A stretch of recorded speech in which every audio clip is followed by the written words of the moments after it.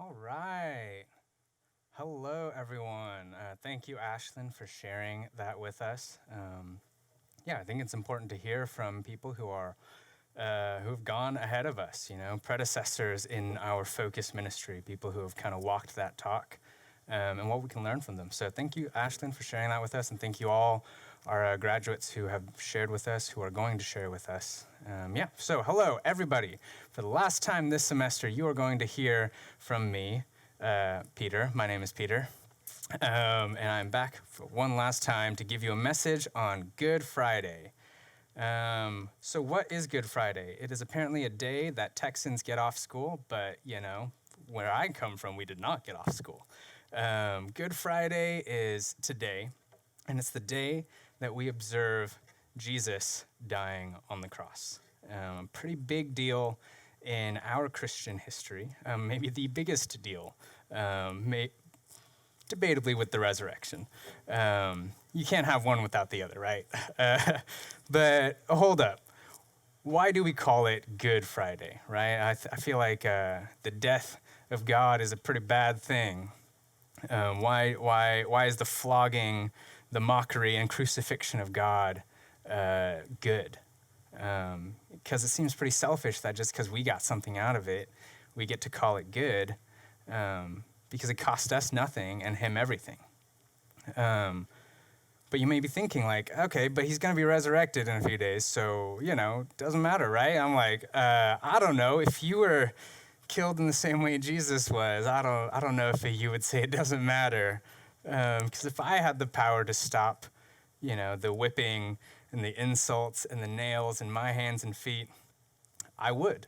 There's no way I would go through that, even if I knew in just a few days God would raise me back to life. You know why I know I wouldn't do that? Because I avoid lesser situations than that. Jesus chose that suffering. And Jesus chose extreme suffering for us. And I avoid suffering, even if it's just a little bit, and even if it's for my own good. And that's what I want to talk about today is suffering. I want to take this big word that we really don't use that often in everyday life, and I want to talk about that, because suffering is just the state of undergoing pain, distress, or hardship. And usually when we talk about suffering, we're usually talking about some like long-term health problem or some extreme pain or something big. But suffering is really this whole wide range of things, right? Emotional, physical, spiritual, big and small. It's just undergoing pain, distress, or hardship.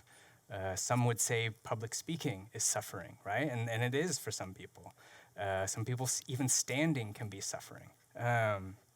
So, is suffering good or bad? By show of hands, I won't be able to tell, but, honor system, how many think suffering is bad? All right. How many people think suffering is good? Okay, now for all the people who raised their hands up for good, let's put that belief to the test and beat them up right now. All right, so suffering is actually neither good nor bad in and of itself.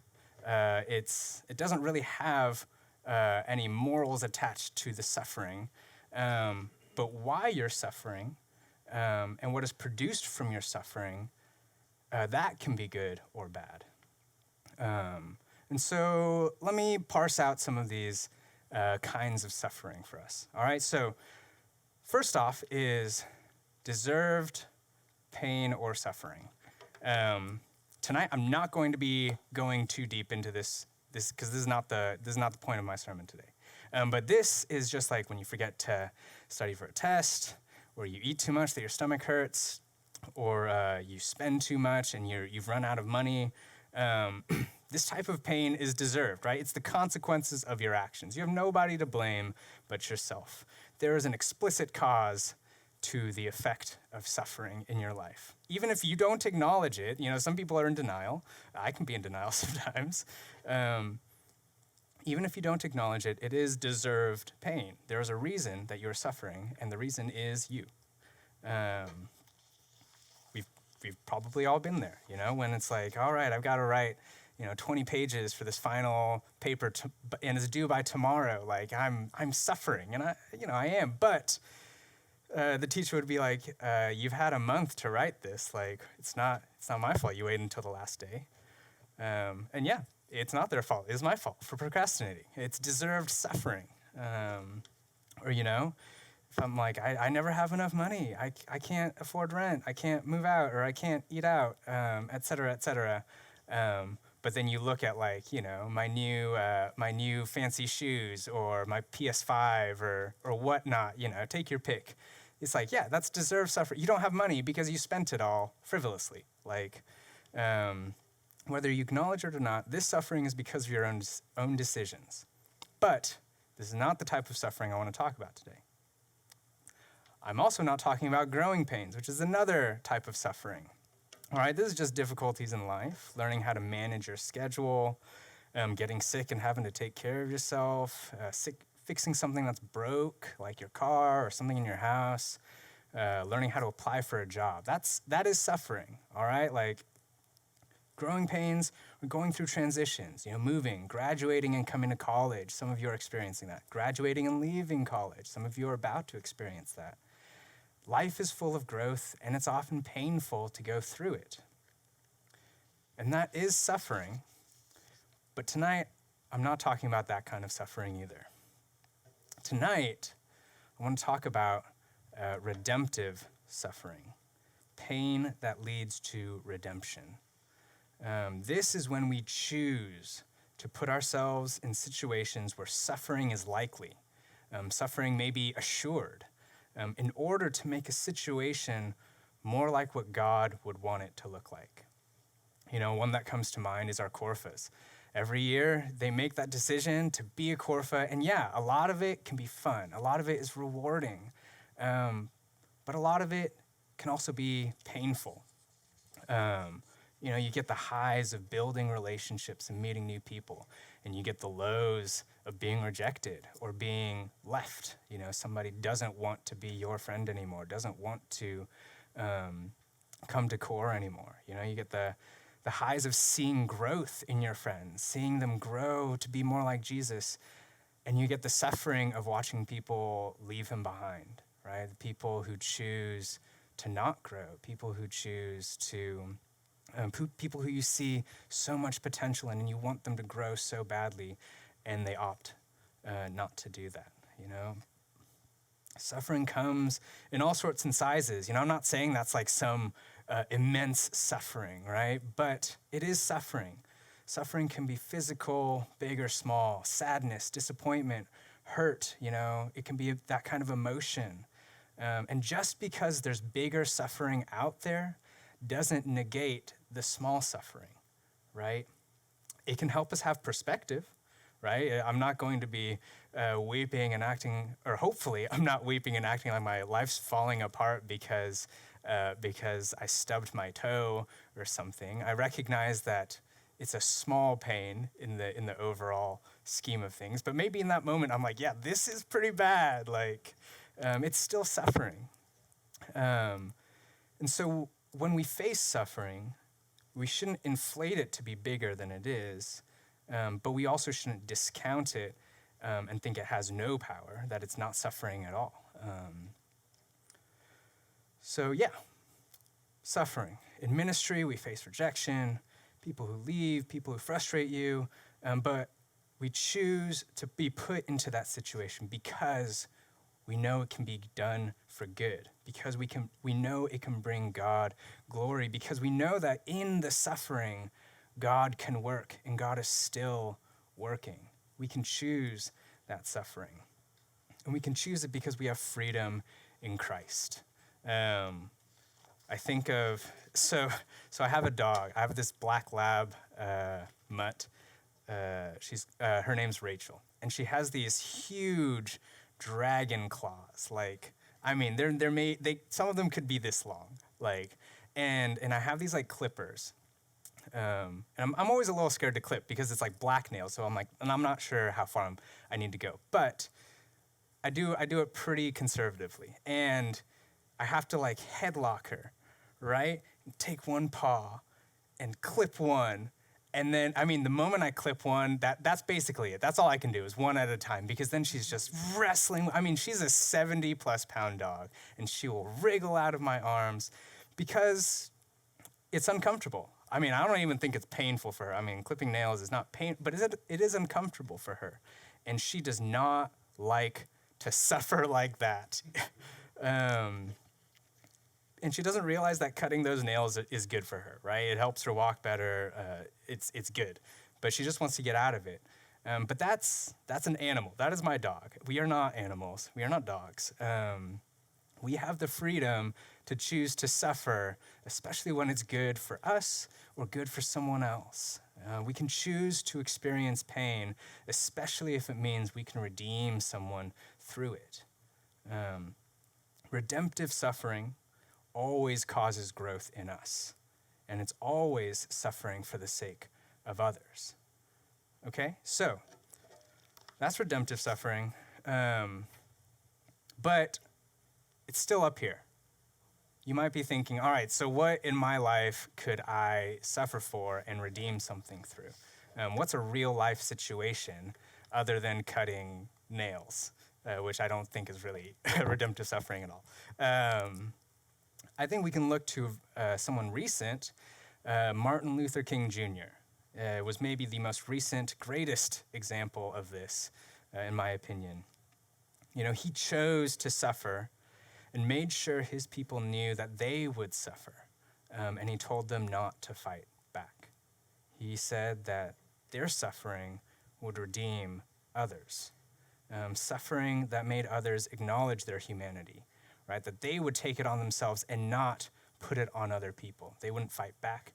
They wouldn't defend themselves, because putting suffering on other people would not redeem the situation. It would only lead to future hurt, more suffering.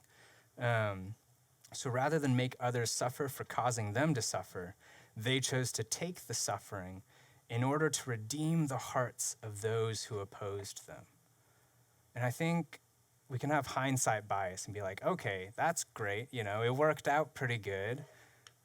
Of course we should do something like that. But no, like in that moment, when you are being beaten and abused, dogs are being set on you, like choosing to suffer for these cruel, evil people is not what you want to do. And it can feel like these people are beyond redemption. But history shows us that they weren't, that even these people could change their minds. Even these people could see suffering and over time be redeemed. And not, so, you know, that's some of the most obvious, there are things that people teach us in school, right? The videos of people being sprayed on by fire hoses and dogs attacking children. But King also he made a lot of choices over his life to choose suffering. He didn't just one day decide, yes, this is what I'm going to do. He made a lot of choices over time that built his character to choose suffering. You know, when King graduated from seminary, he was offered positions in the North, where racism wasn't as bad, where he wouldn't be, turned away at stores or always talked down to. And in his memoirs, like, he said he wanted to take it, right? It would be an easier path forward. But after prayer, both he and his wife made the decision to take up a position as a preacher in the South. Even though they knew it would lead to more suffering, they also knew that they could be part of change, that through their suffering, there might be some redemption. For his letter from Birmingham Jail, I don't know if you guys have read it. If you haven't, it's a great one. You should read it. Before he got put in jail, lots of people in his movement were being thrown in jail in that time. And King's job essentially was to lead the movement and write to a bunch of rich people to provide money to bail these people out, right? And so his friends told him, don't go march, right? You have a more important job, to raise money to get to bail these people out of jail. If you go and you get put in jail, there's going to be no more money, and everyone's going to have to stay in jail. And it makes, logistically, it makes sense. But again, through prayer and through discussion with his inner council, he decided no, regardless of the money, he was going to be there. He was going to march, and he was going to be thrown in jail. He was going to suffer with his people, because that was more important, because that was going to be redeeming.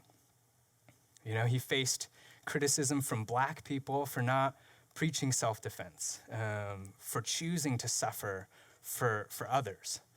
He faced criticism from white people, white Christians, for not choosing the right time to do this, for making things hard on the nation, for making things uncomfortable and tense. But he said the time is always ripe to do the right thing. Too many people had been in pain for too long, and so they were going to suffer now, to redeem the nation now. And towards the end of his life, he started a mission for the poor in America and the poor all over the world. And he chose to stay in a projects apartment, not because he couldn't afford something better. He could. I mean, he was Time Magazine's person of the year. He was known the world over for what he was doing. He won the Nobel Peace Prize. He could afford to live somewhere and still fight for the poor people.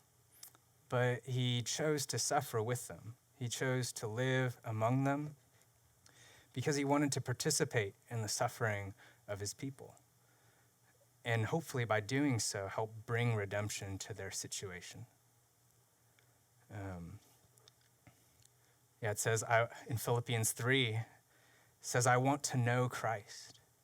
Yes, to know the power of his resurrection and participation in his sufferings, becoming like him in his death, and so somehow attaining to the resurrection from the dead. Not that I've already obtained all this or have already arrived at my goal, but I press on to take hold of that for which Christ Jesus took hold of me. Brothers and sisters, I do not consider myself yet to have taken hold of it, but one thing I do, forgetting what is behind and straining toward what is ahead, I press on toward the goal to win the prize for which God has called me heavenward in Christ Jesus. I want to know Christ, to know the power of his resurrection and participation in his sufferings. What if pressing onwards is not achieving things? What if going for the gold is not being praised for what a good job you've done? What if straining towards Christ is straining towards pain and suffering? Would we still do that? What if taking hold of Jesus is being mocked and spat on like him? But what if that leads somehow to the resurrection as well, right? We don't always get to know that our suffering will lead to something good, right? We don't get to know the ends. We don't get to know the end of the story. We only get to trust that God's got it. And even at the end of our lives, we trust that the story isn't over. Martin Luther King was assassinated, and he didn't get to see his movements to fruition, right? But we trust in a God who is redeeming all things, that it's not going to be just one man who finishes it all.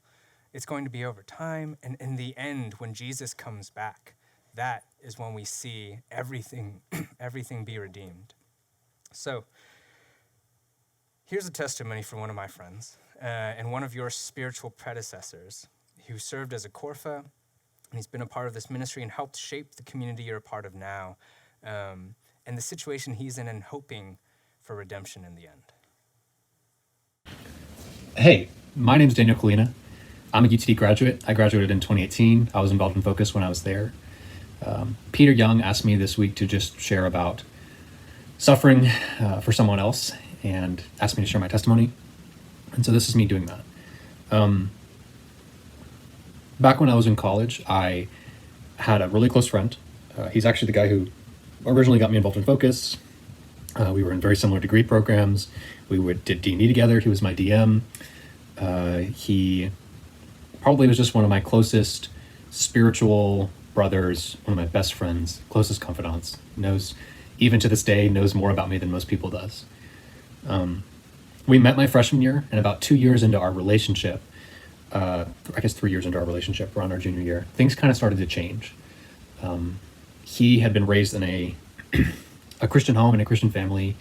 He was homeschooled, and around this time, he really kind of started falling away from his faith and going through a period of deconstruction. There's a lot there that I don't have the time to unpack, but essentially the fruits of this season of his life was he basically started getting involved a lot in drugs and drinking and casual sex with random people and online dating. And it was, I think as a Christian, for a lot of times with things like this, we can kind of just clutch our pearls and back away from the situation and be like, oh, drinking and alcohol, I'd never do that. But most of the time people get into things like that for a reason, whether it be peer pressure or I think a lot of times just really hard life situations. But for the case of my friend, it was not that. It was really him just choosing those things. He had friends, he had a support system, he had people that loved him, and he decided he wanted to go and pursue a life of lechery and excess.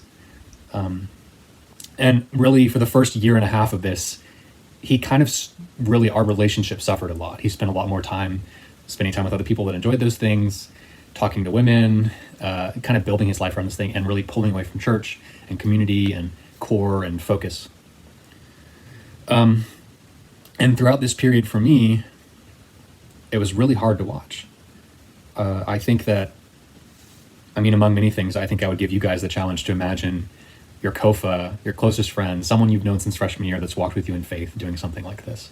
It just wasn't easy. It was painful to watch him deal with these things. And I'm terrible at conflict. I'm terrible at confronting people. I've gotten better, but I was even worse in college. And I confronted him about these things. I said to him, I don't like what you're doing with your life. I don't like where this is going. Talk to me. Tell me what you're thinking.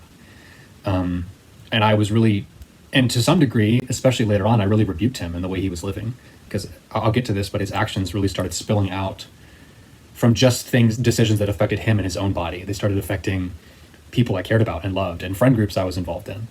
There was a time when he, now twice in recent history, that he has basically imploded 2 friend groups because he chose to sleep with a woman involved in it. One of these women I was very close to and had a really strong friendship with since my freshman year of college. And so I would rebuke him, and I was really just met with passivity and resistance and no change, even till today. I can think of the last time was probably about 4 months ago. So this all really started 4 years ago. And about 2 years into this whole kind of falling away, maybe 2.5, he approached me and expressed that he really wanted our relationship to be like what it was before. And he wanted to be known by me again and be my friend and be able to confide in me on things. And I really told him, I was like, I do too, man, but we can't. I realized reconciliation was only partially possible. He built his life around everything that was not about Jesus. He wasn't a Christian anymore. He'd given up his faith at this point, really rescinded it. And I just told him, among other things, straight up, I can't be best friends with a guy who treats women the way you do. I can't be best friends with a guy who treats his body the way you do and the way you spend your money. And because inevitably I will become like you. We are the sum of our 5 closest friends. So, needless to say, over the years, there's just been a lot of pain from him to me, from the decisions he's made. And I've really had to suffer, sometimes in silence, sometimes in speaking to him and saying, I don't approve of this. I don't like this. I don't like the man you're becoming. I wish I had my friend back. But I really, I choose to stay with him for a couple of reasons. One, I think there's a very worldly idea that we need to cut out all toxic people from our life. And I think that there's a space when we're talking about abusive relationships or just cases of abuse where that is 100% true. But I think we can be too quick to label people as toxic or too thin-skinned and not thick-skinned enough to love people in their mess and while they're in process. I just don't think that's Christ-like to cut someone out the second that they inconvenience you or that they're a pain. I think too, for him, and I don't say this lightly, and I don't say this about a lot of people, but my friend's name is just, it's written on my soul. There's just something about him that I know that Jesus has called me to him. Wherever I go in my life, wherever I move, I just know that he's always going to be a piece of me in some way. And I think most of all, I've really seen myself change. And I've seen him, I've seen and I hope for him to change. I don't think that, especially college can be a vacuum of a lot of change very fast, but in the full-time adult world, I feel like change is a lot of times more slow. And I yearn for the day that I can maybe have something of my friend back. I don't want the same relationship because I don't think that's realistic, but and for myself, I think I've learned a lot of lessons. As with anything, any suffering in my life, Jesus has grown me tenfold because of it. I've learned the importance of learning to make new friends, the importance of always having a confidant and finding someone else. I had to do that after me and his relationship kind of crumbled. Yeah, and I think that sometimes as a disciple, we have to do the right thing blindly, not knowing what good will come of it. I think with my friend, I look at the past 5 years, and there have just been a lot of times where I've just had to do what I perceive to be the next best thing or the next good thing in front of me, and not know with confidence that my friend is going to be healed or that things are going to get better. I think the fact that I'm speaking about this right now to you guys is a testament to that. I didn't know 3 years ago that I would be speaking at Deep Dive. I mean, Deep Dive didn't even exist then, but yeah, I didn't know that. I just did the next best thing then and followed to the best of my ability. So yeah, that's my story. All right. Thanks, Daniel, for sharing that with us and being vulnerable. Yeah, I think he brings up a good point of, what relationships might we be tempted to cut off or have already cut off because we didn't want to suffer? What situations have we avoided because we didn't want to suffer? What feelings of unfairness are lingering in us that lead us to become bitter and be more concerned about what's fair rather than what's redemptive? I know, this is an easy one. I talk about this all the time. A lot of us talk about it all the time because it's so relevant in the college life of just like the conflict of cleanliness and dishes in the apartment. When I was in college, the unspoken rule was whoever can stand it the longest doesn't have to do it. So then your resentment builds and builds, and then finally somebody breaks and they do the tower of dishes that have accumulated and aren't happy about it, and it builds passive aggression, and then the others feel victorious because they lasted longer and didn't have to clean. But I've found that doing dishes, cleaning, and serving others, it can be a small pain, right? It's just like it's not fair, but in the grand scheme of things, it's very small. But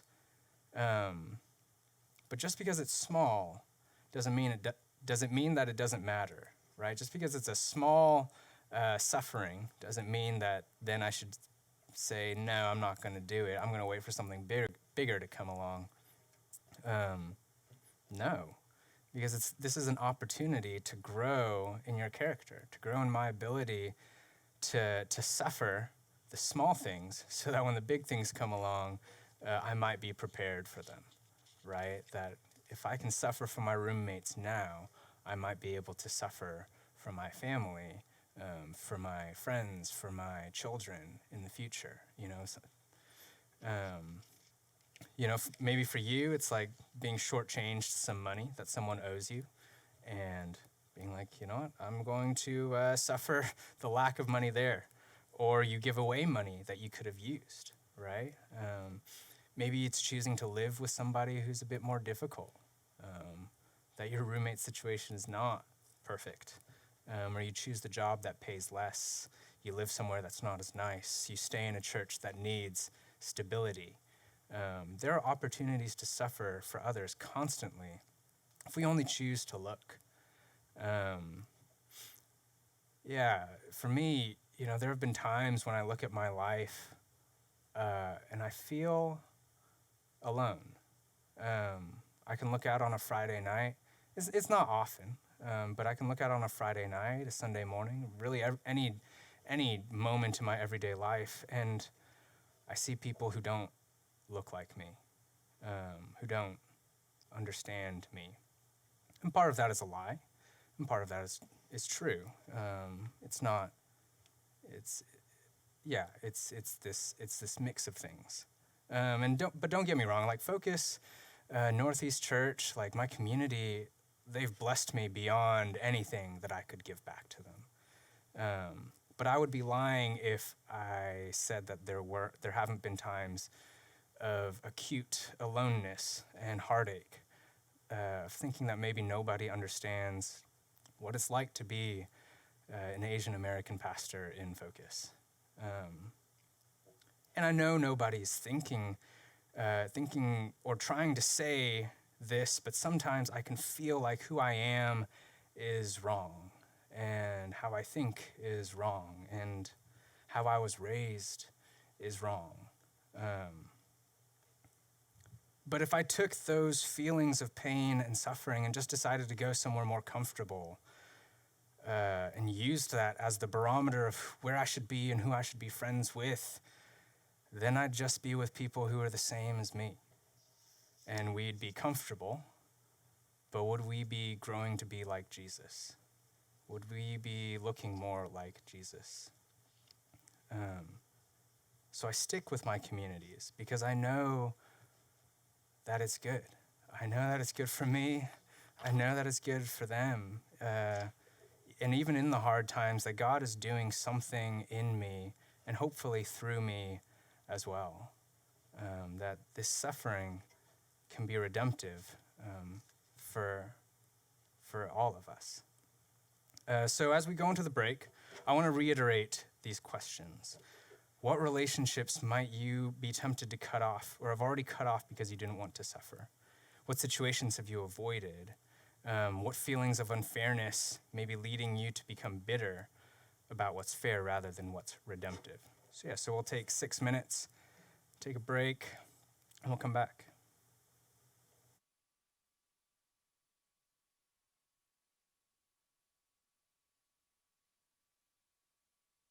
Ten, 9, 8, 7, 6, 5, 4, 3, 2, 1. All right, I'm unmuted. Welcome back. I hope you had a good break. So, in the second half, I want to do something I'm not very good at. I want to tell the story of Jesus. I don't want to, I'm good at facts. I'm good at logicking things out. But tonight, I don't want us to just know the story of Jesus. I want us to experience it, or hopefully experience it. This is the Jesus who chose to suffer on our behalf. And we are the ones who crucified him. We are the ones who screamed for him to be crucified because we are the ones he underwent it for, right? We are the reason why he was on that cross. I think more often we think of ourselves as protagonists in stories, right? We empathize with the protagonist in movies and books. And so when we think of this story, we think, I would have stuck with Jesus. I would have been the disciple who stayed with him.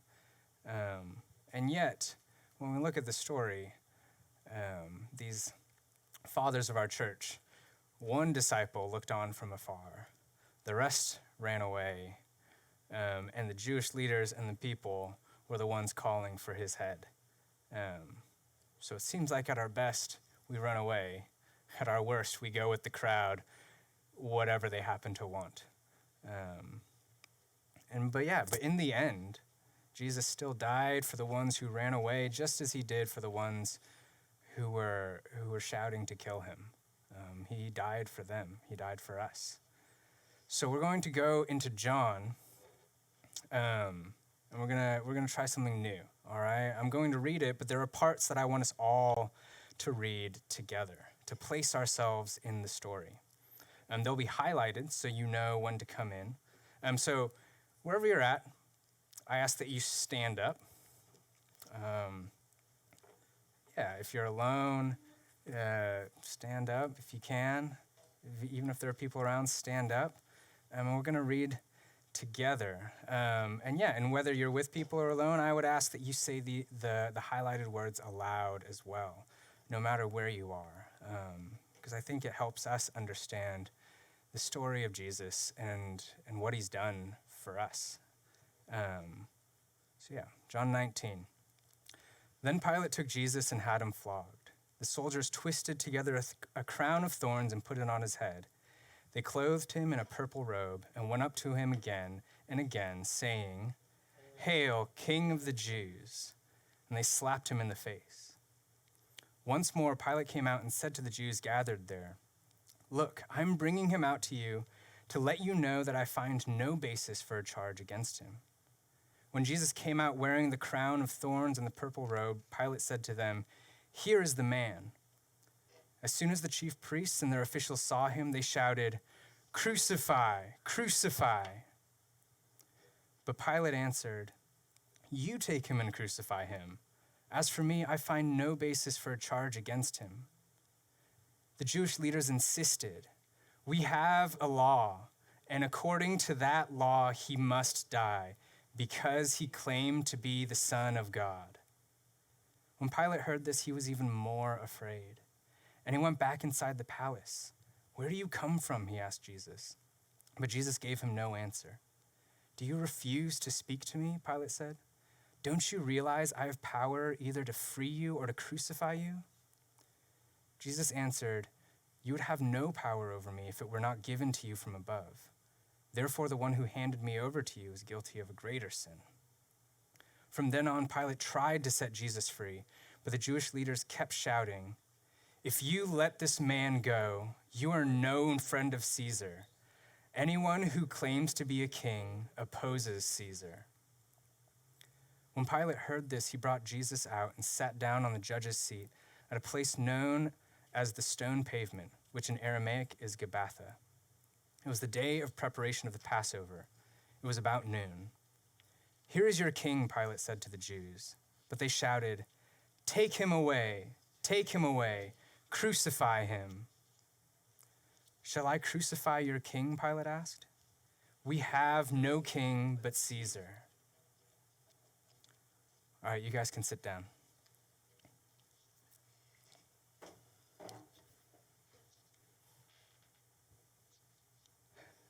You know, that last line is quite a slap in the face.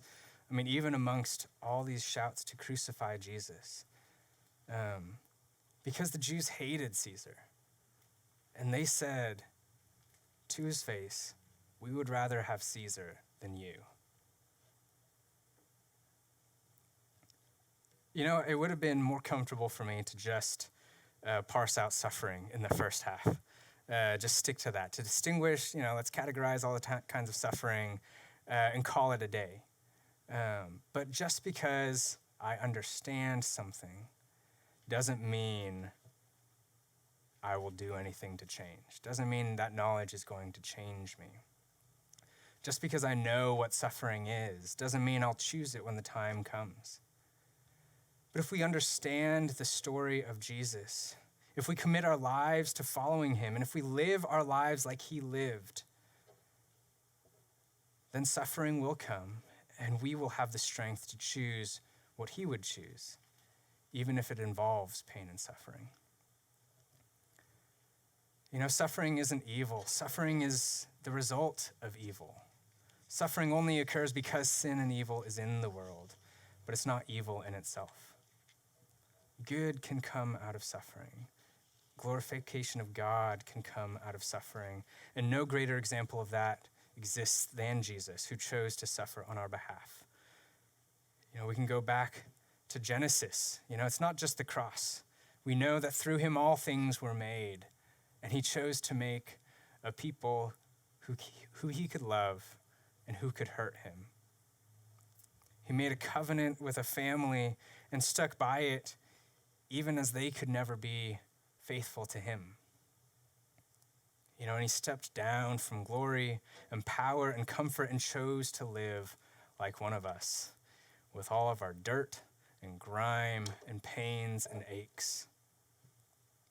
And then he chose to die on a cross, and all for us. For God made Christ, who had no sin, to be the offering for our sin, so that we could be made right with God through Christ. How do I explain what a big deal Jesus is? Especially for those of us who have heard this story over and over. He's not a big deal in the worldly sense, though he could be. Jesus chose to be a big deal through his love, and that was shown through his suffering. People throw around that phrase, I love you, I'll follow you to the ends of the earth, loyal to the end. But more often than not, we think once a person isn't fun anymore, I'm gone. Once a person doesn't have any more money, I'm gone. Once a person starts losing, I'm gone. But true love is sticking with it even when it hurts, right? True love is shown most when we choose to suffer for somebody.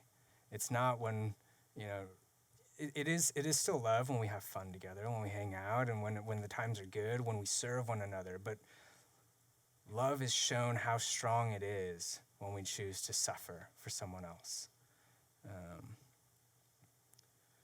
But again, everything is nuanced. Nothing is ever just black and white. I can't blanket statement everything because there are relationships and abuses that need boundaries. But I think more often than not, we are too eager to abandon people when they cause us to suffer. Look at the divorce rate in our nation, or the abortion rate, or the amount of single-parent households in this country. We're a nation that doesn't believe in suffering. One of the I think most common times that I avoid suffering in my life is when other people suffer. When other people suffer, it is uncomfortable, even painful how inadequate I am in those times, and so I want to avoid them. I have a friend up in Washington. He got hit by a drunk driver while biking, and was in a coma for a while and woke up paralyzed. And it was, for him, obviously, it was really tough, a huge amount of suffering, and I was afraid. I was afraid to call him, to talk to him, because I was afraid of not knowing what to say. I was afraid of suffering with him. And so I avoided it. I opted not to, because I didn't want to suffer, even if it would pale in comparison to his. How often have I done that? That someone needs me, and someone is suffering, and I don't want to be there with them, because I don't know what I would do, because I would be shown to be not enough.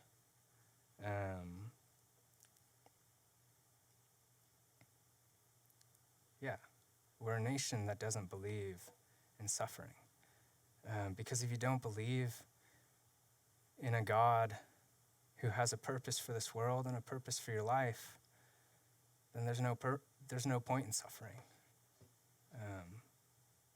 All that's left is to chase happiness and pleasure in whatever form it will take, to avoid suffering at all costs, because there's nothing good that can come out of it. Suffering only matters if life has a purpose, and life only has a purpose if God exists. Are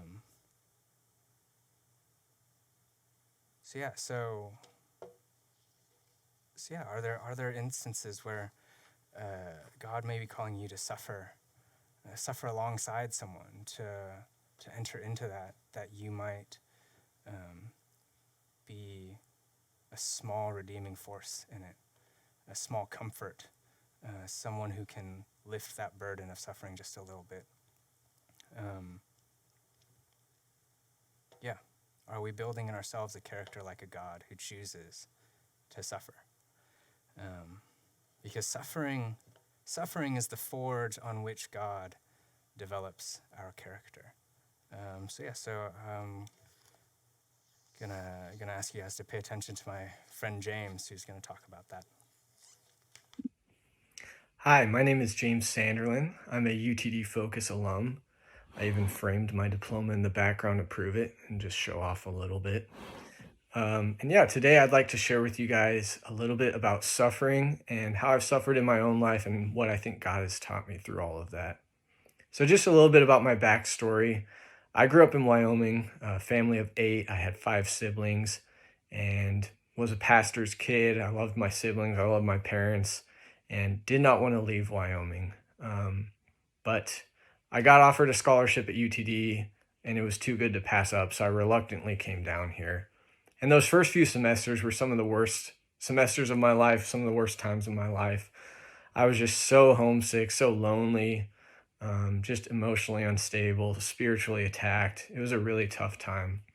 But I'm so glad that I stuck with it. I got involved in Focus, made some really good friends who are my closest friends today through being in Focus.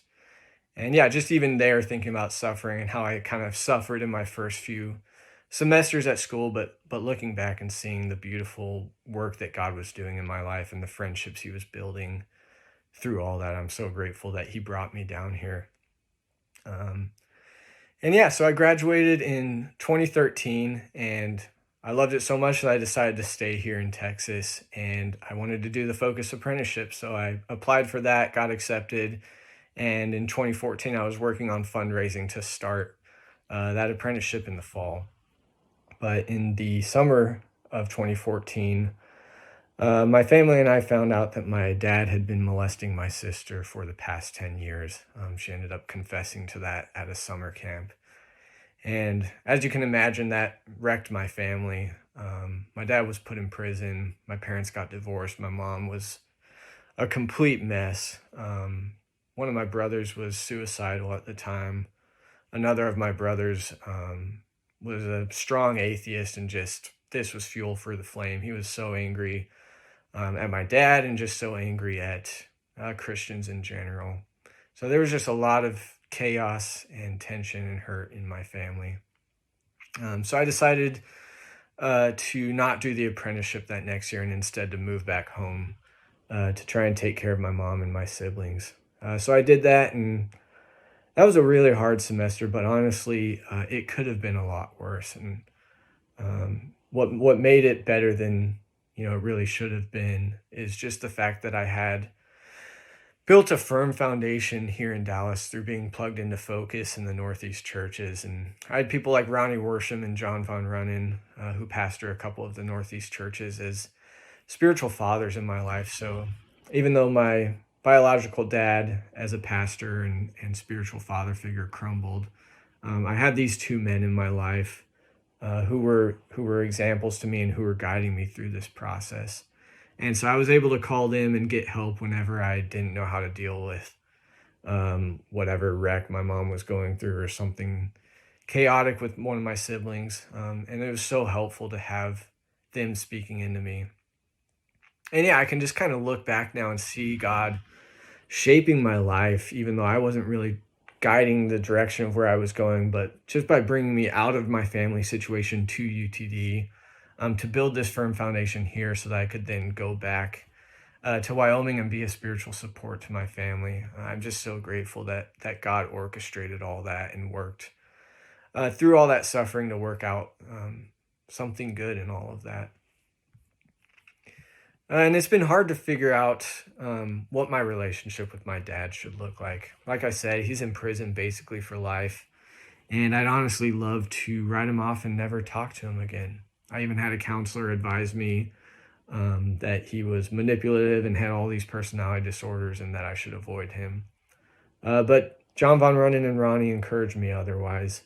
They encouraged me to pursue him, to pursue this relationship, to be a good son to him, even though, he had fallen as a spiritual figure and lost my trust, to still be a good son and continue that relationship. And I'll give a disclaimer there that I don't think that continuing the relationship is the right solution in every circumstance, but I do think in this situation, I'm grateful that they have advised me to continue pursuing that. It's been difficult. I've visited him a few times in prison. I've written him letters. It's just hard to know what to say to him, and he plays the victim and makes himself out to be innocent and puts the blame on my mom, or just all these manipulative things, and so it's hard to talk to him. I actually, about 6 months ago, got a letter from him with a bunch of this stuff he had kind of made up about being innocent that was just obviously manipulative. And I've been sitting on this letter for 6 months, and actually the day that Peter asked me to record this video, I had just sent off a letter to my dad, just because I realized I needed to do something about that and to keep that up. But yeah, it's been hard to continue loving him well, to forgive him, and just to suffer by continuing that relationship with him. I'd rather focus my attention on my siblings, and they know that I've gone to see him, and it's hurtful to them that I still have that relationship going. But yeah, I really believe that Christ has called me to continue to pursue that relationship, and that God still wants my dad to be saved. Yeah, so just thinking through what God has taught me about suffering through all of this, we realize that most things that are worth having don't come easy or quick.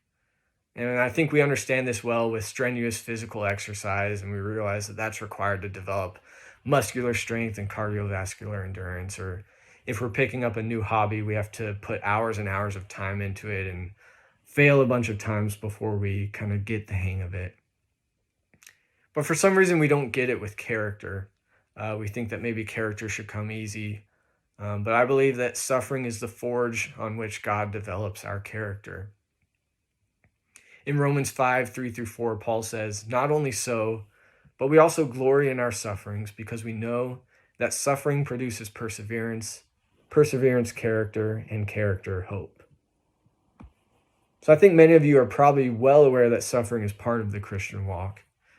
But probably like me, you've kind of just thought of it as something that we have to deal with or overcome. But have you ever considered rejoicing in suffering and thanking God for it? I think that's a complete shift of our perspective on suffering, to see it as something that can build character and that we can be grateful for. And in all of this, I think we have to keep in mind the prize. Otherwise, we'll just kind of be these miserable people thinking about suffering all the time. But Jesus says in Matthew 13:44, "The kingdom of heaven is like treasure hidden in a field. When a man found it, he hid it again, and then in his joy went and sold all he had and bought that field." So are you willing to give up everything for this prize of the kingdom of heaven, for this prize of Christ? And if so, are you willing to even suffer so that you might attain that? And I'm preaching to myself in this right now. This past year, I've been going through a period of suffering through physical pain and feeling kind of miserable and down about that, and letting it make me bitter instead of turning me towards God and seeking God's face. So yeah, I just encourage you, in any suffering you might be going through right now, to seek out what God is trying to teach you through this, to be grateful that God is working on you and shaping you and molding you through all of those circumstances. Thanks. God bless you guys. All right. So yeah, I'm really thankful that both Daniel and James decided to share their stories with us, said yes when I asked them, because they're vulnerable stories.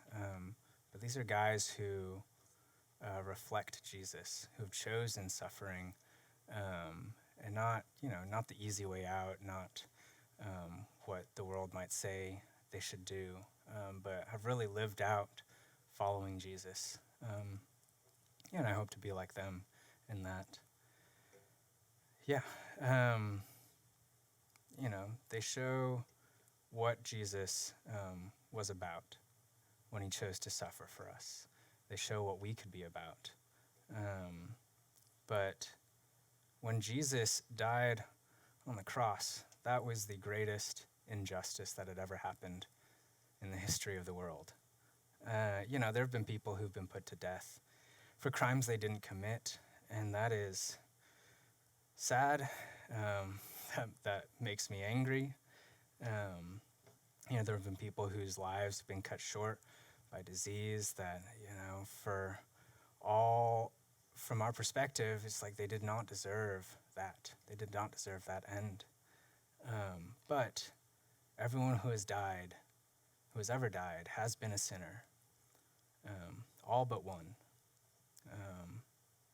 There have been people who have died unjustly, but none quite so unjustly as Jesus.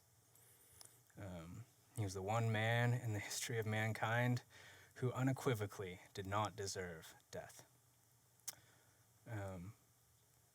But he chose to die at our hands, so at the hands of the ones he was trying to save. So one last video clip I want to show you today is from the movie Passion of the Christ. And it's one of the most powerful scenes that I have ever seen. And Jesus is carrying his cross across town, and his mother, Mary, is trying to go see him. She's she's going through town trying to catch up to him. But as she gets closer, she can't bring herself to see him because he's suffering too much.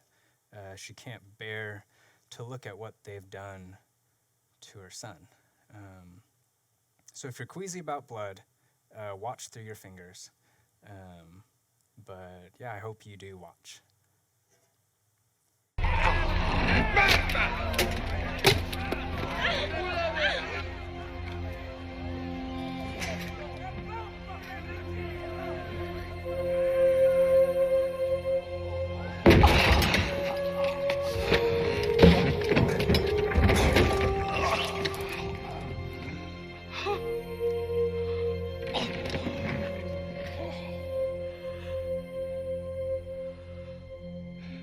Help me.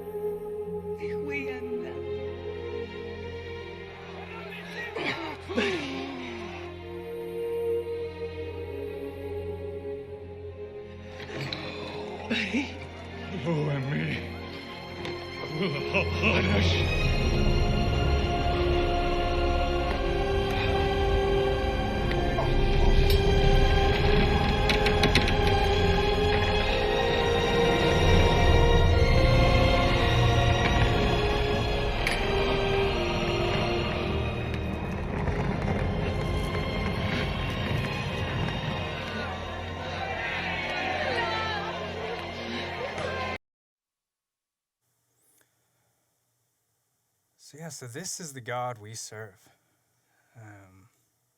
Every minute, every second, every moment that he was choosing to suffer, it was voluntary, right? At any moment, in Matthew, Peter, they're in the Garden of Gethsemane, and Peter cuts off the ear of one of the people coming to take Jesus. And Jesus tells him to put away the sword, and he says, "Do you think that I'm not able to ask my Father, and he will send to me more than 12 battalions of angels right away?" Jesus had the power to stop at any moment. And so every moment he was choosing to endure that pain for us. He chose to remain on the cross and bore it for us. So can we choose to suffer for others like Jesus did? In our small way, in our situations, can we look more like him? And that's why, why we call Good Friday good. It's not because Jesus suffered, but it's because God was working that suffering for good. And Jesus' choice to suffer for us, that something good came out of it, that we were redeemed, that we can be here, that we can know him, and that we can do that for others, that we might participate in his mission of redeeming this world. That's why today is good. So I'm going to pray for us. I did want to return to that story of my friend. As I was writing this, I was convicted that I didn't choose to suffer then. And the words of Martin Luther King came to mind, right? It's always the time is always ripe to do the right thing. So I did text him, and we are going to talk tomorrow. And I may not know the right things to say, and I may not be enough, but I want to be like Jesus, and I want to choose to suffer with people in hopes that there might be redemption. So, I'm going to pray. God, we love you so much, and we love you. We're only able to love you because you loved us first.